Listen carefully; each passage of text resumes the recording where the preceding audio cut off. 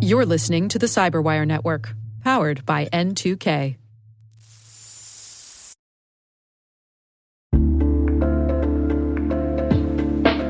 Hey everybody, I want to take a few minutes here and talk about our sponsor, Splunk. You know, you need to keep operations humming around the clock, but potential disruptions are everywhere. Splunk helps you predict problems and find and fix issues fast, so you can reduce risk and ditch downtime.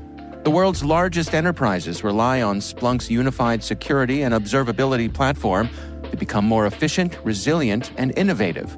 With Splunk, you can react quickly, evolve faster, and be ready for anything. Stay ahead of disruptions. Learn more at splunk.com/resilience.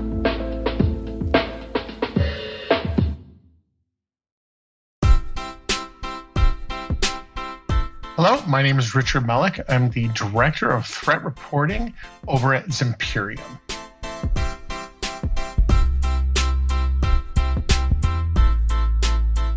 I wanted to be an aeronautical engineer.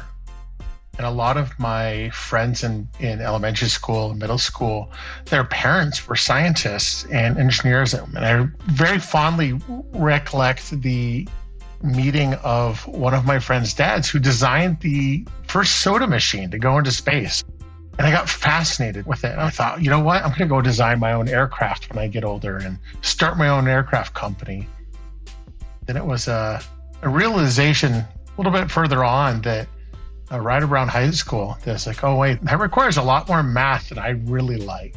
And not to say I'm bad at math, it's just who wants to do math every single day of their career? And so I found my calling in writing. But ultimately, college was not for me right away. Diagnosed early on with ADD and ADHD. I knew my junior year that if I went to college, I would drop out. So I ended up joining the Marine Corps. And that kind of set me on the path that got me to where I am today. After 4 years, it was time for me to get out. And I had this dream of being an English teacher. So Marine Corps released me from their grasp, and I went to University of Northern Colorado. I go for my first semester and did a tour of a high school. It took 2 hours for me to realize that was not a good choice. Just focused on writing and communication strategies, and graduated college in 3.5 years and started picking up little contracts here and there. I applied for this job at a company that was literally 4 miles from my house. I had no idea what they did, but they were looking for somebody to do evangelism, communications, help with community development and social media development of their product. And so my first step into cybersecurity was with Webroot, and it just it started to click. I was able to take my knowledge as a network administrator and the security protocols that we'd build out for all the various networks that we built, the computer management, being a customer of multiple security products, and a practitioner. I'm having to deal with threats on that side. Then how did I apply that to, as a communicator, as a writer, into this space that I was very unfamiliar with? And it slowly but surely started to fall in place for me. I realized that I had found my space, and it was taking highly technical conversations, highly technical situations, and explaining it in different levels for different kinds of audience members. It could be highly technical individuals themselves, or it could be down to the bean counters, the accountants that had no clue what was going on, but just wanted to make sure that their investment was going in the right space. I always said that if I can explain it to my dad and he gets excited about it, I've done a good job. So I started getting more involved at Webroot and started getting more involved with the product line and understanding it, learning to pitch, learning the product inside and out, doing demos, being trained as an SE, while being on the marketing side, until I caught the attention of then up-and-comer Silence. And Brian Gale was the VP of product marketing over there. He had hired a good friend of mine, and my friend had passed on my name to him, and he called me up, and we had some great interviews, great meetings, and within 4 weeks I had a job offer. And so now it was going from the small screen to the big screen in my world. all of a sudden it wasn't just online and at a couple of different shows. This was living in a hotel room for 200 nights a year, traveling around the world, being a technical spokesperson for this organization and this product and the technology that Cylance was presenting to the world.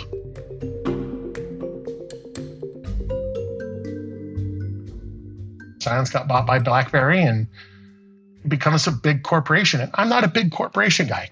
I like building. I like the idea of helping to tell the story, not telling a story that other people have told before. And this has really impacted my leadership opportunities and my team building approach significantly. So I ended up leaving BlackBerry after 3.5 years, joined Automox, which was a great opportunity in that space. Was stuck around there for about 1.5 years, helped to build out some of the rapid response, getting in the press. Ended up leaving there, and I joined here at Zimperium, the mobile security space, to really drive the endpoint security product for the mobile device.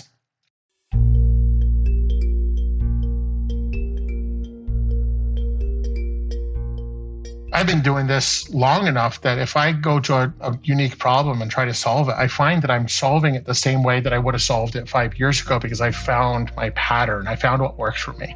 And I think that kind of gets us into a cycle of just rinse and repeat, looking at the problems that we need to solve both as a company, as an industry. And I'm saying, okay, who can I bring in that's going to bring a unique approach to this? I don't want someone necessarily that's been doing the same thing for 30 years. I want someone that's going to come in with a little bit of a fresh mindset that's transitioning maybe out of one specific career path into this career path, be it product marketing, technical marketing, creative marketing, or whatever. It's all a team effort. It's just like the marketing and sales relationship. You see so much celebration over organization sales, but you don't see a lot of celebration over the organization's engineering development or prowess or patents. This is the industry as a whole. This is a reflection on the industry. You see a lot of LinkedIn posts about, oh, I got to go to President's Club and look at all the success I made in sales. And not many companies are inviting the people who literally made the product to be successful.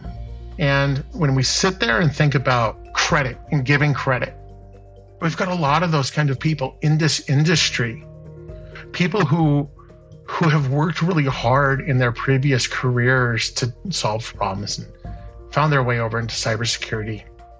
They deserve so much of the credit. And it's not just making up the mathematical equations, it's understanding, like, how do we look at it different? Again, kind of like that, solving the problem from a marketing perspective.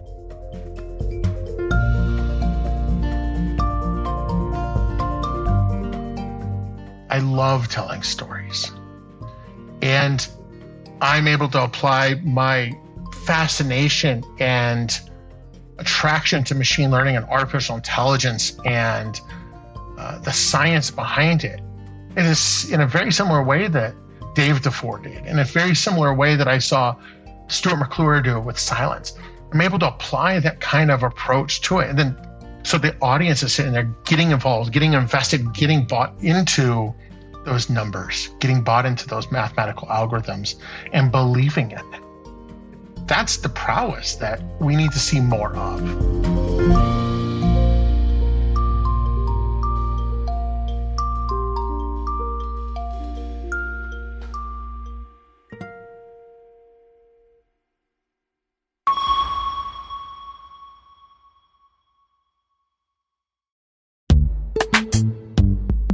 This episode is brought to you by Palo Alto Networks, the leader in cybersecurity. As AI-driven attacks increase, organizations can't afford to have network security that's stuck in the past. Discover how Palo Alto Networks can help you predict what's coming and proactively secure against it with a zero-trust, AI-powered network security platform built to secure whatever, whenever, wherever. To learn more, visit paloaltonetworks.com/network security platform.